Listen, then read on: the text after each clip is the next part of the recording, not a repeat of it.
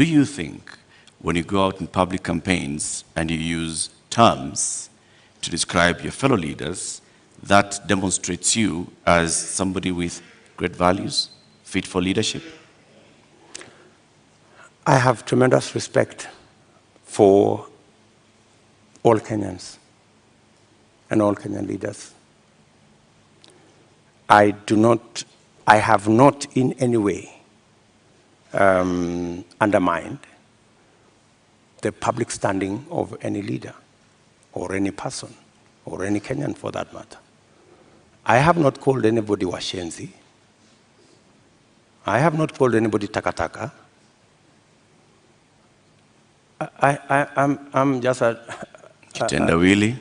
Huh? Kitendawili? I mean, is kitendawili an insult? Uganga? Huh? I think we have all come to understand what kitendawili means. Mr. Deputy President, there's public perception that associates you with a rather good appetite for acquisition of property, particularly land. And this has been mentioned many times. Questionable acquisition of land, this has been said publicly, Taita Taveta, in Transmara, the former Vice President's house, the late Joseph Murumbi, and others. In fact, there was a conviction in court with regards to 100 acres of land that you were ordered to surrender back to its rightful owner and also pay some reparations. Does this public perception affect you? For your information, that's why I am proposing in our manifesto to deal firmly and squarely, institutionally, with a fight against corruption. Because allegations are made, left, right, and center. Any piece of land that I have is legally acquired. In fact, I think we need to discuss the Muteshi land. You've talked about the 100 acres. I was a victim of fraudulent sellers of that land. What the court ordered me to do was to pay for the 3 years I had occupied the land. And they calculated and said the income from this land would be approximately 5 million shillings for 3 years. And that's what I paid. The people who sold the land to me were taken to court for fraudulently selling the piece of land to me. Those people are in court. The Mr. Deputy President, my question was, all these allegations. Taveta land issue. There was that, there's a Taveta, there's Western Hotel, there's Transmara. As a person, yes. As a person, what does this make you feel when you hear that there's all this public perception about you and irregular acquisition of land? You see, acquisition of property is a legitimate endeavor. How you acquire it, if it is legitimate, you've paid value for it, and I want to tell you, I have paid value for any property that I have. Maybe the whole story has, like everything else that has been said, and all manner of allegations have been raised about many people, you know. My competitor, Dominion land has been mentioned about him, Molasses land, so many other pieces of land. Does that make you guilty? Not at all. I think the presumption of innocence and the fact that I can stand up to scrutiny. And for your information, I am probably the politician in Kenya that has been audited, left, right, upside down, inside out, on any matter, you know? And maybe because I have raised my head beyond what many people think I should. If I was a quiet business person, I am sure I wouldn't attract the same kind of labeling that I've been subjected to. How much is enough? Enough is enough.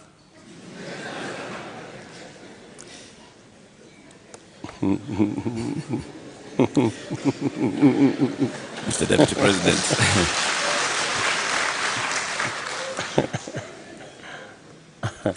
Mr. Deputy President, we'd like to conclude this conversation with the election preparation. We're just 2 weeks away to the August 9th general election. You've previously said that, yes, you are willing and ready to accept the outcome of the election. Are there any circumstances under which you will not accept the outcome of the election? For a minute. Accepting the outcome of the election includes going to court if you have an issue with the results. That's accepting the outcome of the election. Okay, you say my competitor has won. I have a doubt, and I will go to court. Why I made that deliberate statement is because we have had a situation in Kenya where every other election we foment a crisis around refusing to accept the outcome of election. And it has cost us lives, property, and many other things. And I needed to be on record, and which I am, that I will accept the outcome of this election. I know that the people of Kenya will make a choice. If it is me, I will prepare to govern the country on day one. If it is not me, I will accept that my competitor has won. If I have any issue, I will go to court and accept the outcome of the court. Honorable Ruto, we've come to the end of this conversation tonight. We would like to give you 2 minutes to give us your closing statement tonight. I think it is very important for us to look at this election against what is the competition. Our competitors have run away from this debate in total contempt to the people of Kenya, because it's not William Ruto who is going to make this choice. It is the people of Kenya that we are speaking to. They have very little regard for the people of Kenya. They think the deep state is going to make the decision. They think that the system is going to make the decision. I want to tell the people of Kenya tonight that they are the ones who will make the decision on the 9th of August. Their vote is what will make the next government happen. And I want to encourage them to disregard the propaganda, the mobilization of chiefs and all these people and the provincial administration and the whole of this contempt and madharau, and tell them, tarehe 9 mwezi wa 8 wa Kenya, ninyi ndio mtaamua serikali ambayo inakuja. Na mimi nawaambia, serikali ya Kenya Kwanza itapunguza gharama ya maisha. Tutahakikisha kwamba watoto wetu milioni 5 wako na ajira. Tutahakikisha kwamba kila mmoja wetu anaweza kwenda hospitali na kuwe na bima ya afya, na tunaweza pia tutahakikisha kwamba kuna maji na watoto wetu wanasoma. Tuko na mpango. Tarehe 9 mwezi wa 8 waamuke, wapige kura, watengeneze serikali, tuende mbele pamoja. Shukran sana, Mr. Deputy President. Honorable Dr. William Ruto, thank you for making the time for us tonight. Thank you very much. That's right.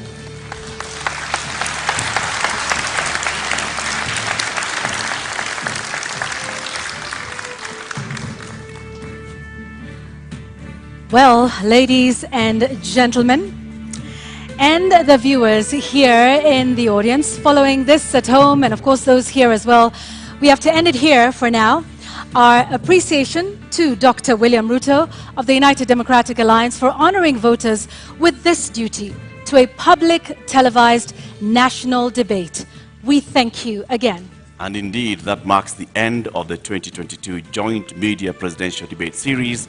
The next presidential debate shall come to you without fail, and inshallah, in July 2027, at a date to be announced by the Joint Media Presidential Debate Secretariat.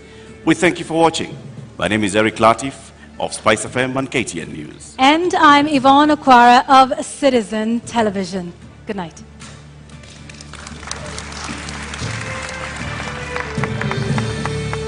Is the last of 6 national televised debates